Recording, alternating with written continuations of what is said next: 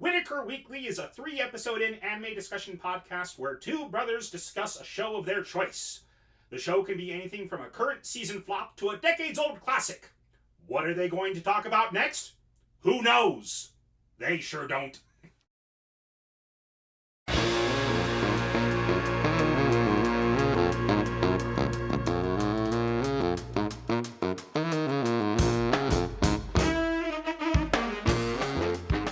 I'm Andrew. I'm Lee. And this is Whitaker Weekly. Let's get right to it. So, a little bit of news. You came across some news that a beloved actor passed away. Yes, Rutger Hauer of Lady Hawk, Blade Runner, and Batman Begins passed away. Oh, and Hobo with a Shotgun. Yeah, I Passed know away at 75 yesterday. I know all three of those things, and I had no idea it was the same guy in all of them. None whatsoever. I mean, wow. Yeah. So yeah, no. I was actually having a conversation with my wife the other day about the history of Hobo with a Shotgun and how Tarantino and I want to say his name was Rodriguez, were working together on some Grindhouse movies, and for fun they made a handful of additional Grindhouse movie trailers that were just parody trailers, and they included Rutger Hauer is Hobo with a Shotgun, and Danny Trejo is Machete. And both of those movies got made after the parody movie. Parody trailers. Yeah, where they were just trailers. Yeah. Okay. So, yeah, and also, I'm forgetting her name, and I feel terrible about it, but we'll go ahead and have a link to her final video on YouTube. But the internet's girlfriend, the overly attached girlfriend, has retired from YouTube. Okay. She's decided to step down. She was having long issues with depression and anxiety and things like that. And I haven't actually watched the video yet because it's a fairly tear-filled video. But it's sad to see an icon need to step away. But at the same time, you need to do what's right for you. If you're having issues with mental health and things like that, don't do something. Well, I don't want to tell anyone what to do with their lives, but you need to take the time to do what's right for you. And if that means stepping away from YouTube, something you've done for years, or finding a new career, a new avenue in life, that's what you need to do. Sure, absolutely. And the limelight isn't for everybody, and not everyone's meant to be famous. Yeah. And fame can do things to people that it shouldn't. So yeah, man was not meant to be famous. Yeah. Okay, and we have some other news as well, but we're going to go ahead and save that until after we talk about Hetalia today. Yes. So this is week 4. This is the last week for the month of July that we'll be discussing. We'll be discussing Americans in anime. And this week we watched Hetalia, Axis Powers. Which honestly was a very, very weird choice. We decided to go ahead and go with an anime where America's a country. That said, America's always been a country. Well, yes, America, the country, is a singular person character. America is a character itself in this anime. Yes. And we watched the first 6 episodes just to get a little bit more content to talk about. And we're going to keep the episode short tonight because we have some things we want to cover afterwards. Well, not the episode, but we'll keep the 3 episodes in review short tonight. But we watched, we watched 6 episodes, and there were each episode's about 5 minutes long. So that's about an episode and a half of any other show. Yeah.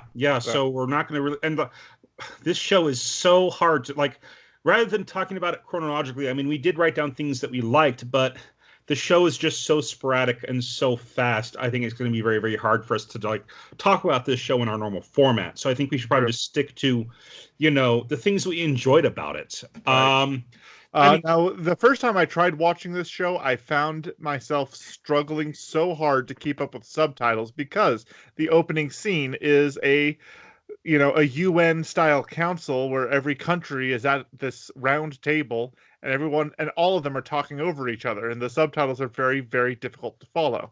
And so I had given up on this show at first. Same here. I decided no, I'm going to give it the first the first 6 episodes. But yeah, the first half of the first episode is very hard to follow, and it can throw people off. So Mm-hmm. if after this podcast you decide to give it a try, just be aware the first half of the first episode, either watch it in English or watch it Mm-hmm. with subtitles more than once. It is very, very hard to follow along in subtitles Mm-hmm. because everybody's talking super fast and they're talking over each other, and the subtitles are struggling to keep up. Yeah. Yeah. It's yeah. And I had the same. Like I tried watching it in Japanese my first time, and it was just so difficult to follow. I'm pleased to say that it got better later on, and I actually tried watching it in English just because I knew that that was an issue. But and I don't want to debase anybody. That's not why we started this show. But the accents were so hard for me to follow. Maybe it was something on my TV. I don't know. But the accents for the voice actors that played the countries, played the characters, was so hard for me to follow that I had to switch back to subtitles because it was easier for me to read the subtitles than it was for me to try to follow along with their accents and have my brain process that all at once. Mm. So It's I very went difficult to back. follow multiple types of accents all at the same time. Sometimes Mm-hmm, it's because it is much easier when you're dealing with one accent mm-hmm, or mm-hmm. a general region of accents. But when Yeah. you have international accents all at once, and one person, like, yeah, if you're trying to process an Italian accent, a Spanish accent, a German accent, an English accent, American accent, all at the same time, the emphasis is on vowels, and enunciation is so diverse that you're switching gears so quickly Mm-hmm, on trying to mm-hmm. understand who's saying what, that it's a problem. But I didn't listen to I did personally haven't listened to the English version of this at all. Mm-hmm. I mean, so even though I recommended it, I didn't try it myself, so I don't know what you'd be getting into if you did. Yeah, it's each to their own. But anyways, let's just go ahead and get right into what we enjoyed about the show. Okay. So what the big council was talking about at the very beginning of the episode was America had said we need to solve global warming, and I recommend we build a giant robot hero. Did he actually say global warming? I did not Yes. recall that. Okay. Yeah, that was in the subtitles. Is that they need to combat global warming, so they're going to build a giant robot A giant robot to protect the Earth actually from global warming. to punch global warming in the face. Yes, something Okay, like that. I can dig that. I can get behind that plan. I can totally get behind that plan. Well, England decides that that's a stupid idea, and France decides I've decided I'm going to side with both America and England, even though they're completely diametrically opposed in what they're trying to say. Mm-hmm. And so they're like, who are you actually agreeing with? Oh, I agree with both of you. We're not agreeing. Who are you agreeing with? Oh, I agree with both of you. That reminds me of a scene from Oh Brother, Where Art Thou? Yes. I declare myself. Who made you leader? Well, I nominate yours truly. I nominate yours truly too. All right. Well, I'm with you, fellas. Yours truly. I forget exactly what Ulysses says in that, but he says something along the lines of, "Considering I can actually string sentences together, I should be in charge." Yes. Yes, he does say something to that effect. Well, Brother, Where Art Thou? It's a fantastic movie. Anyways, let's go ahead and keep moving okay, on. So the conference continues, and everybody's talking over each other, and everybody has their own ideas. And Germany speaks up and says, "Everybody, we're here to solve problems, and every last one of you is causing more problems. So we're going to do this. We are going to have we're going to look at the facts. We're going to make a decision based on those facts. Everybody gets 8 minutes to talk. That's it. No chit-chatting. State your case. State your ideas." And we're going to start with Italy. Italy, do you have any ideas? And Italy goes, "Pasta!" Start the opening credits. Because Italy, I hesitate to say idiot. He's a simpleton. Italy is simple. He is simple. Yeah, that's a good way of saying it. Simpleton is a bit too harsh as well. He's just he likes pasta. He likes women. He likes lazing about. Eddie Izzard has a bit about that, about how, even with fascism, Italy was just like, Ciao. Just people running around on their scooters. Ciao. Oh man. How Italy just doesn't care. It's just too nice. They're surrounded by beaches. They have warm, Mediterranean weather all year round. It's so nice. It's like, ciao. Yeah. And but this show, it really focuses on Italy. In fact, I'm pretty sure Hetalia might be the Japanese word for Italy. Italia is what it is for Italy. Italia. Hetalia. You know what? I'm not quite sure what that's a play on, but it's definitely a play on something. I should look that up. All I know is that at the end of the opening credits, every time, or just as the title of the show is appearing, the text appears over an image of Italy, the country, the outline of the country, Italy. So, which is why I'm thinking it's a play on the word Italy, which it's Italia instead of Hetalia in Japanese. So some pun or something is happening. Yep, not quite sure what it is, but anyway. But if our listeners happen to know, leave a comment and let us know what we're missing out on. Yeah. Anyway, so episode 1 is just a bunch of nonsense. I want to say, I mean, maybe it's not if you know your history really, really well. I personally don't know much about the events that led up to World War One. I have a sister-in-law who loves this show, and it's partly because she's a history buff. Yeah. And so a lot of these things that are going on, they're referencing actual historical events every time. So, but anyway, at the very end of it, it's every couple episodes or so has a Italy-chan, a chibi episode where Italy as a little boy.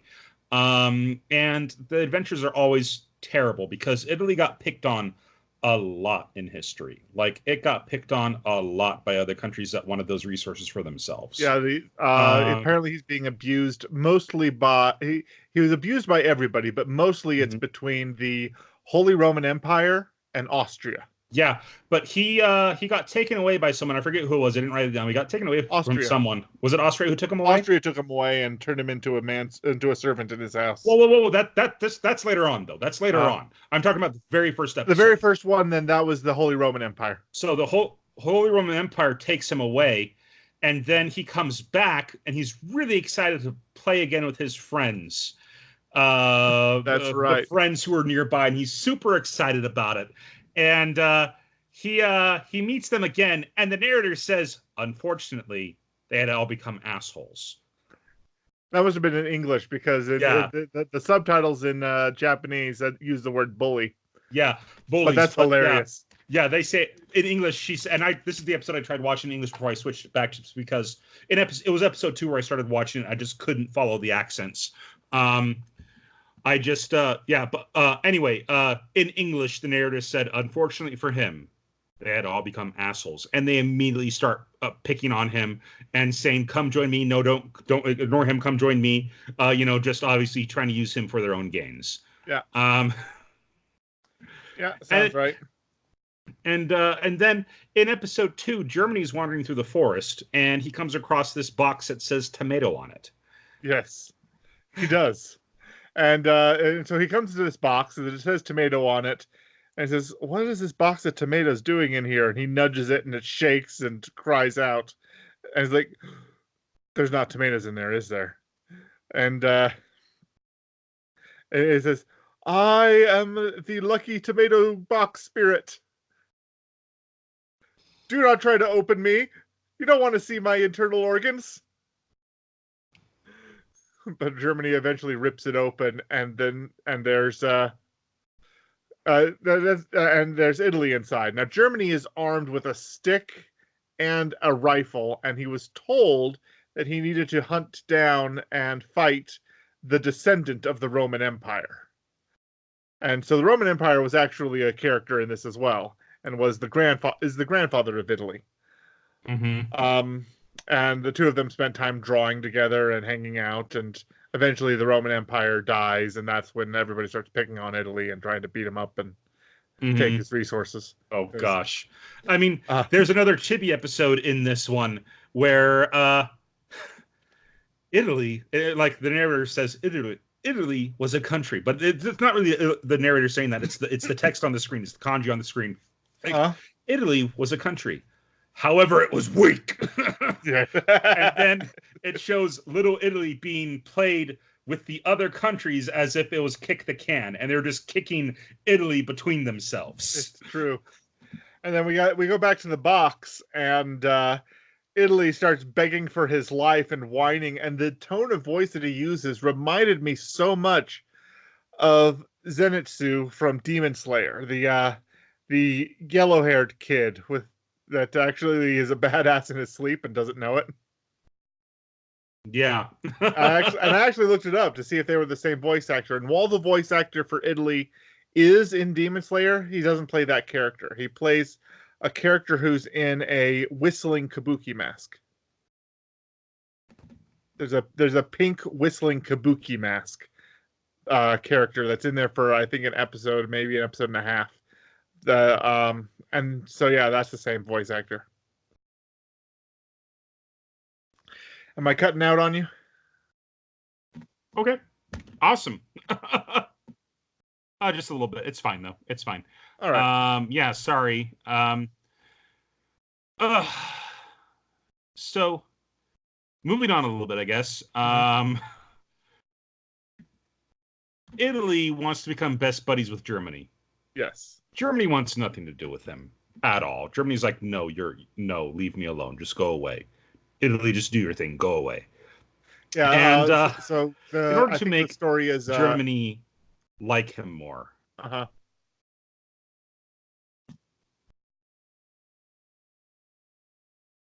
Yeah, go ahead. Yeah, sorry. I was just saying that Germany or Italy, in order to make friends with Germany, decides the best way to do it is to write a song for him and play it for him. Mm-hmm. I did not write down the lyrics. I wish that I did, because he just writes this song, and it's it's pretty bad. It's bad. It's awful. It's like he's not even trying to match the tune. He's just kind of saying words while playing notes. I mean, he's singing them, but... Right. And at first, Germany's touched, but at the end, Germany's just like, yeah, no, just stop. It feels embarrassed for him. It's not the same, but it's a little bit like the relationship between the main guy and the girl from Aho Girl. Sorry, what was that? Just the relationship between Germany and Italy feels a little bit like the main guy and girl from Aho Girl. Yeah, no. It's not as abusive, and he tolerates Italy a lot more, but still, the value Italy brings to the table is just so limited. Yeah, it's true to history right there. Italy did not bring much to the table during for the Axis powers during World War II, did they? No one even talks about Italy. They all talk about Germany and Japan during World War II. Italy was like is barely mentioned. It's like, yeah, Italy was on Germany's side. And okay, moving on. So moving on. So part of the story of what happens is, after World War I, Germany is set to work building cuckoo clocks for France. And Italy wants to help. So Germany agrees to let Italy help for wages. And he's going to be making millions of dollars an hour in wages. It just so happens that an egg costs 3.2 billion in whatever currency that is they were working in marks, I think it was. Like the inflation had gotten so bad that an egg cost 3.2 billion marks. So part of what they pointed out is that Germany's very upset at France because France lost, but Germany is working to pay off France's debt. Yeah. So Germany was not happy about that. No. Kind of moving forward a little bit, Germany then militarizes. So that's all part of, when Italy's trying to get on Germany's good side during that time, and Germany like literally keeps kicking him out of the house, and there's a stick figure of Italy flying through the sky.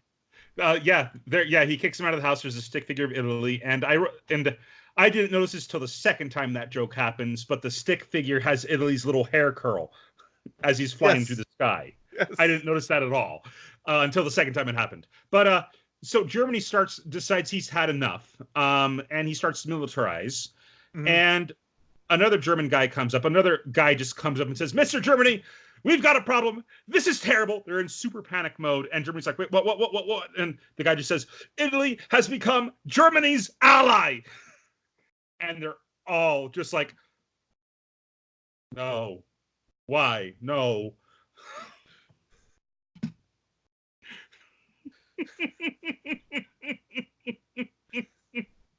So they then, moving ahead a little bit, they then ally with Japan, and they're impressed with Japan and how in the last 60 years, this country that didn't even have open borders, didn't let anybody, they were a closed country, they didn't let any other countries in. Within 60 years, they had become a world power. Yep. So they ally with Japan. They do. But the scene doesn't exactly happen like it did in history. Oh, yes. So what happens was they're negotiating something, and it's called like the Triad Pact or something along those lines. Whatever they called it, it was accurate to history, and I didn't write it down. But what happens in the anime is they're all sitting under a kotatsu, and somebody puts a tangerine, an orange of some kind. Yeah, I think Japan puts a tangerine on Italy's head. Yeah, on Italy's head as he's lying down and enjoying the warm kotatsu. And I think Germany's also lying down on the other side, and then the history says, and then it cuts to black with white kanji saying, "Of course, they didn't sign the pact while getting warm under a kotatsu in real life." Yep. So yeah, no, it didn't actually happen this way, guys. So this show reminds me a little bit of Hetalia, a show that unfortunately did not last very long here in America. Hysteria. You remember Hetalia? Remind me. I think it was another Spielberg production where it was about history. Oh. One of the characters, her name was Misinformation. This is the show that had "Ask me if I care." Oh, this guy, yes. Do you care? No, not even a little bit. Yes, I remember that show. Yeah. I do remember that show. Where it teaches history, but it teaches it in a humorous manner. A humorous, irreverent way, yeah. Humorous, irreverent way, and it teaches misinformation. Obviously, she's there to teach you incorrectly, but immediately afterwards, they have somebody come and actually teach about the correct way that it happened. Yeah, I remember watching it at like 7 o'clock in the morning.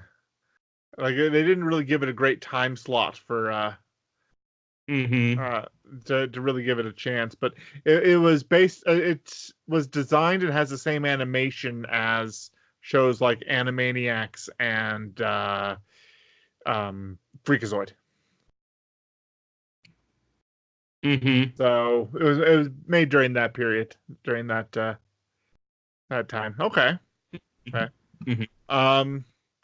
yeah, at some point. Okay, and moving forward a little bit, right.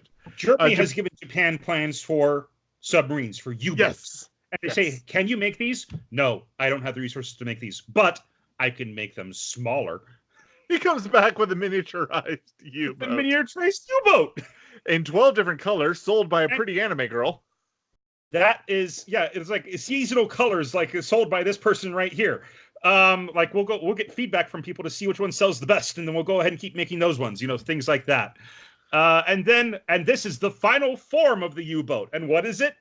It's a giant anime mech with the letter U on his chest. It's the mecha U-boat as a giant mecha. And Germany's like, "I like it." Germany loves it. He's like, "This is great. This is absolutely great. This is wonderful." But I love kind of the meta humor for that joke, because for the longest time, people thought of Japan as the country that didn't make their own things. They took other people's stuff and made them smaller. So that's a meta joke right there. People actually thought that about Japan for quite some time. Yeah. We invent it, Japan makes it better and smaller. So, anyways, what was that? That was in Back to the Future, where in 1955. Well, no wonder this doesn't work. It came from Japan, and then 1985. Doc, all the best stuff comes from Japan. What? Mm-hmm. Doc, all the great Scott. Who's the president? Ronald Reagan. Ronald Reagan. Who's Secretary of State? Jerry Lewis.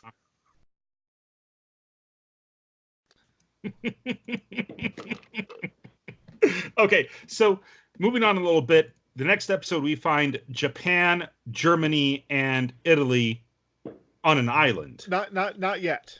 Okay. I got one thing before that. Oh yeah, that's right. Oh, while Japan is miniaturizing U-boats and making something great, Italy worked all night long on something to help in the war effort.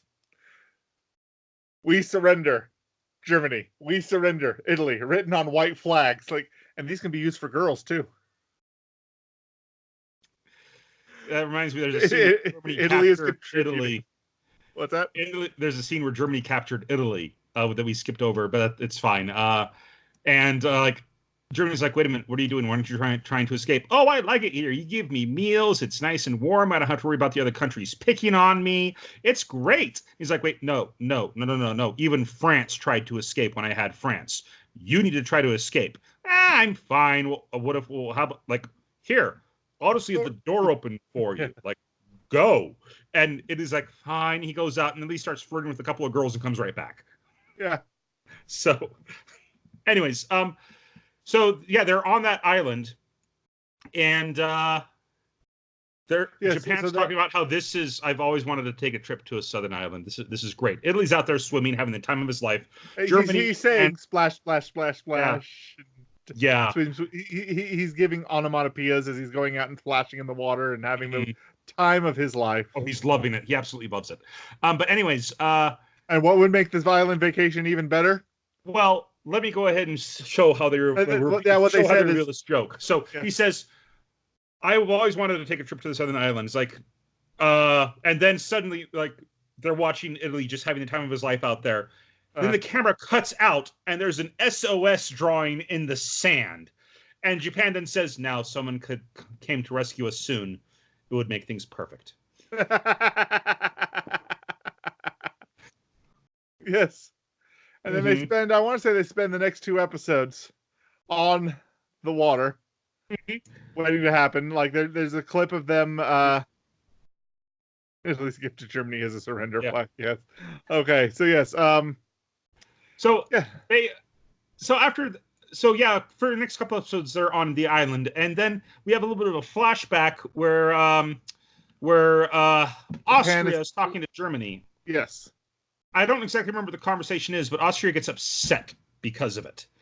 And he says, I want to say there was a conversation where Germany was daring to throw out an old pair of underwear that had a hole in it, and Austria's like, no, this is perfectly good, just patch it up. Oh yeah, that conversation happened. I think that happened afterwards, though, after this. Yeah, but so before that conversation, what you're about to say happened. Yeah, that's when they became roommates, because if you remember during World War II, Austria, Germany were partners, and actually Hitler was Austrian. Yep. But yeah. Yep. But so Austria gets upset about something. I can't remember what, and he just says, I will express how angry I am by playing the piano. And he just slams his fingers down and plays a chord. And he goes in and he plays this beautiful song. And after he finishes it, Germany's just like, oh, you express anger through Chopin. Okay, then. Yes. So at the end of this episode, I believe that's episode 5. Yeah, episode 5. Episode 5 wraps up with them making s'mores on the beach at night, listening to a very sad classical piece. Mm-hmm. And they're being spied on through binoculars. Episode 6 starts with the same scene. They're being spied on through binoculars, and it turns out the Allies are watching them and decide that they want to make s'mores too. And so the 5 of them are in a circle making s'mores. And what does American and America starts singing some chant, and Britain's right next to them, like, this doesn't feel like camping. It feels like we're summoning a demon. Yeah. Well, I think it's Britain chanting or something because it's America that freaks out about it. It's America that freaks out. Yeah. What happens? But yeah, like Japan makes us some more. Like he roasts a marshmallow, puts it in between two. They say biscuits, but they're cookies here in America. Yeah. And he eats it. He's like, "This is delicious." And Italy's just like, "Yeah, yeah, isn't it great? It's so great. It's so like it's crunchy on the outside and soft and warm on the inside." And then America, and the other allies who are spying on them, America gets jealous and decides they need to have their own campouts. So then that scene happens. Yeah, it's great. Gosh, yeah. It's great. So yeah, so it's the five of them surrounding him, like in a pentagram-ish shape with British chanting. It's like, what are you saying? This doesn't feel like a camp out. It feels like we're summoning a demon. Yeah, it's like, this doesn't feel like a camp out. It's like we're summoning a demon. Oh God, yeah, no, it's a great scene. It's a great scene. And then after that, we cut back to the Access, and there's music playing. It's the same music as before. They're lying down. They're relaxing. They're getting ready for the evening. They're lamenting the fact that they haven't been rescued yet, and they're just talking about various things. And that same music is playing, and Germany just says, "I wonder where Austria is," and Italy goes, "Oh, he's just over there." What? Pan up a little bit, and out off the shoreline in the water of the ocean is the same grand piano that Austria has been playing this whole time. And it turns out all of that dramatic music that they've been listening to this whole time was provided for by him. It was Austria playing the piano. And Germany's just like, wait, what? How did I not notice him before? And that's how episode 6 ends. Yeah. So, guys, that's the first 6 episodes of Hetalia. The show it's kind of hard for us to talk about the show in our usual format, just because, like we said before, it's so short and it's just so random, you know? And like, not even every episode follows the same format. It'll be like half of the actual characters and then half chibi, or one episode will be start with regular, then a little bit of chibi, and then back in regular again. Almost every episode seems to have a chibi sequence. The question is whether or not it goes back to it and for how much. Yeah. But the show is delightful. Like, I'm glad that I watched the first 6 episodes because, like we said earlier, the first half of the first episode. The first episode is really hard to follow, especially if you're watching it in Japanese and reading the subtitles. It does not give you a full understanding of what's going on. Yeah, and I'm glad I watched the first 6 episodes because I definitely want to watch more of it. Maybe not maybe not as a sit down and marathon it, but maybe as like a palate cleanser in between other shows. You know, something like that. But I liked it. I really enjoyed it. What about you? I like it a lot too. Okay. I definitely want to give it some more. I've actually finished a lot of the series that were on my plate recently. Oh, good. And so I've got a lot more. When you're sick, right? I actually finished them before I got sick. A lot of these shows. Okay. Finished Aho Girl recently, and a couple other things.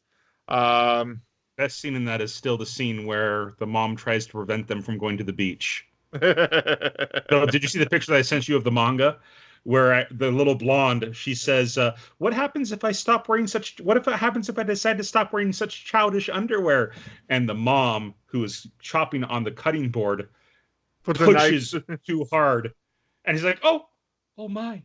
I seem to have split my cutting board in half." In her reaction to that. Anyway, sorry. It's that scary. The mom is scary. It's like either he's going to marry the daughter, or they're going to have to find some. They decide they decide to ditch her in the Philippines because there are bananas there and she'll be happy. They don't actually go through with it, but that's their plan. Yes. Please just marry her. Can't you just fall in love with her? Well, I'm sorry. Humans can't fall in love with monkeys. Anyways, so this is kind of a shorter episode this week because we've had a lot on our minds. It's also a holiday in our state, and so there's not been a lot of time and resources for us to do this week. Yeah. But last week, those of you who watched last week's episode, you saw our actual live reaction to the horrible news of what happened in Kyoto Animation last week. The death count is now 34. 33 is. people died in the building, and one died in the hospital. Yes. On this show, we will never mention the psychopath's name who did this. No. We're not going to give him any attention. We're going to do our best to try to raise more attention about Kyoto Animation, though. In the week since the incident, mm-hmm. The GoFundMe account has reached over $2.2 million, well above the $750,000 that the fund originally requested. And other funding sources have popped up, including Kyoto Animation has created one on their own recently. They've created one on their own so that they can receive donations directly instead of having to worry about third parties like the persons who created Help KyoAni Heal right here. Yeah. If I just open this link, it'll tell me who created that one. It was created by... it should be Sentai Filmworks. Sentai Filmworks, that's right. Mm-hmm. So Sentai Filmworks organized the fundraiser that we're going to link to. And right now they've raised $2,221,880 so a little over 2.2 million. With over 64,000 donors and 140,000 shares. Mm-hmm. It's been it's real important. It's wonderful to see the outreach of the community in this time of tragedy for Kyoto Animation. There's not much that we can do. We're a small channel at this point. We're still trying to build an audience. We're still trying to, find our footing in all of this. Right. But so we decided that we're going to do what we can. And for the next month, for all of September, August. Yes, thank you, August. For all of August, we are going to be watching Kyoto Animation shows, and we're going to discuss the beautiful shows that this studio has brought into this world. Now one of the shows that we've already done a couple of their shows, and both of them that come to mind are absolutely gorgeous, absolutely wonderful shows. They were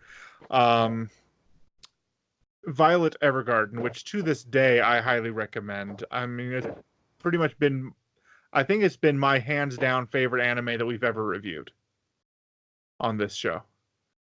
And the other one that they've done was Sound Euphonium, which we have a review of as well. Mm-hmm. But we're going to go ahead and try to keep to our tradition of reviewing new shows we haven't watched yet. Mm-hmm. And what are we watching next week? So next week, at the start of our KyoAni month, we are going to watch Amagi Brilliant Park, which is actually a fairly recent show from KyoAni. A mysterious but pretty transfer student, Sento Isuzu, asked Kanye Seiya out on a date to an amusement park. The park was Amagi Brilliant Park, featuring worn-down attractions and lackluster services, the worst in Japan. I think there may have been more than that. I don't know if I copied it down properly, but it is a show on Crunchyroll. So if you can pull that up real fast, maybe we can see if there was any more in the synopsis for that. Yeah, sure. Let me just double check that.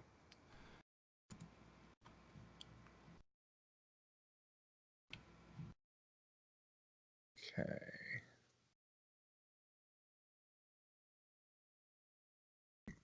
All right, coming over here on Because Moe, I'm finding it on High Dive, Hulu, and Crunchyroll, and Verve on both Crunchyroll and High Dive's shared. Yes, okay. Nope, that mysterious. Yep, all the way to Worse in Japan. That is the complete synopsis according to this. But looking at the that's interesting. Looking at the thumbnails for the videos, there seems to be a plushy teddy bear mascot that is identical to the one in Full Metal Panic Fumofu. Well, Full Metal Panic Fumofu, I think, was done by Kyoto Animation. I'll have to take a look. It's the Yeah. same. It's the same bear. So either Kyoto Animation just replicated itself, or um, this bear exists outside of just those two shows, and they're referencing it. That's also possible. Or it could be connected to Full Metal Panic in some other way. I don't know. I guess we'll go ahead and find out when we watch the show next week. We sure shall. All right. So that's it for 3 episodes in. And next, let's go ahead and go to our recommendation of the week. All right. And I'm going to go old school with my recommendation here. So it turns out that this webcomic, even though I started reading it, I want to say 15 years ago, even longer. No, I found this webcomic back in 2002, I want to say, 2003, give or take. But it's still going. They're still making new ones. It's Bleedman's Powerpuff Girls webcomic. And back in the day when it first started off, it was really interesting watching him tie together the Powerpuff Girls and Dexter's Lab and a whole bunch of other Cartoon Network shows. And he made a shared universe comic with all the Cartoon Network shows. He did, with Samurai Jack being their gym teacher, and they're like basically in first grade. And I think he also added Nickelodeon shows because I think Weasel from I Am Weasel was on that as well. Nickelodeon shows were in it. As the shows have progressed, a lot of things have made entrances into it.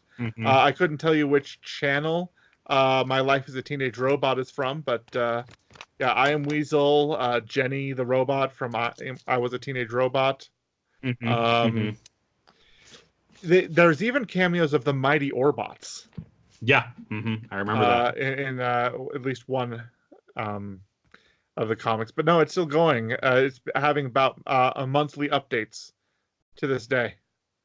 I haven't read it in years, to be honest, but I want to get back into it. I just the problem is when it updates monthly, you end up with lulls where the pacing is just, you want to read the next page, and if it's a month between pages, you don't always sometimes just giving it a year or two to catch up and then coming back and picking up where you left off works out for web comics that take that long to upload. But yeah, highly recommended. It's go find it. Look up. So it'll be. We'll have a link to it on our website, and yeah, Bleedman's work. It looks incredible. It is incredible. Yeah, it's a lot of fun. It's a lot of fun, especially if you're a fan of '90s and even earlier American cartoons.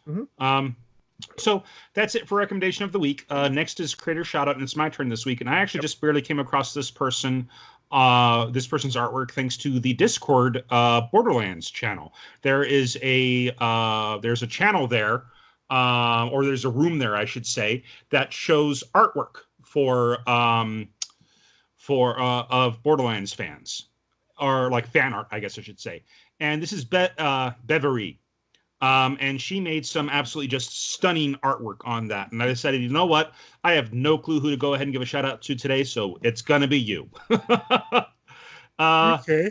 Yeah, so go ahead and check out her art if you haven't already. I know she also has, I think it's an ArtStation account where you can go ahead and purchase prints from her. Well, we should probably go ahead and link that one as well. Okay. Anyways, thanks so much for listening this week, you guys. If you listened on YouTube, please feel free to like this episode and subscribe to our channel. If you like what we do and want to support us, please share our channel with your friends. Where can they find us on social media? Our website, whitakerweekly.com, currently has links to our Facebook page, Twitter account, and YouTube channel. We encourage all our listeners to follow us on the social media platform of their preference, and if there's one we're not on yet, please reach out to us on one of the ones we mentioned, and we'll broaden our scope to include you. Okay. Well, again, thanks so much for tuning in this week. I'm excited for us to go ahead and start our Kill Any Month next week. So go ahead and give us a like and subscribe if you haven't already. And you guys have a great night. Thanks so much. I've been Andrew. I've been Lee. And this has been Whitaker Weekly. You guys have a great week.